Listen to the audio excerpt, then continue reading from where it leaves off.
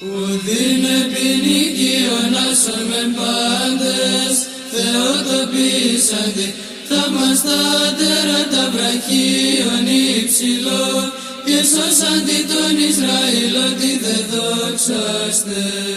Υπεραγία Θεότο και σώσον ημάς, δοχείων της φύσεως της απορρίτου, Χριστόν εκδισοπίσον, ή να πυροσβήσετε του αφεγγούς με αγνή, και αναδείξει κοινωνών της βασιλείας αυτού.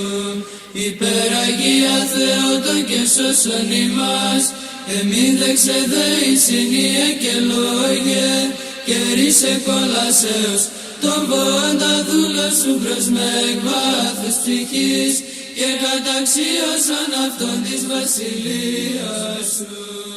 Δόξα Πατρί και Υιό και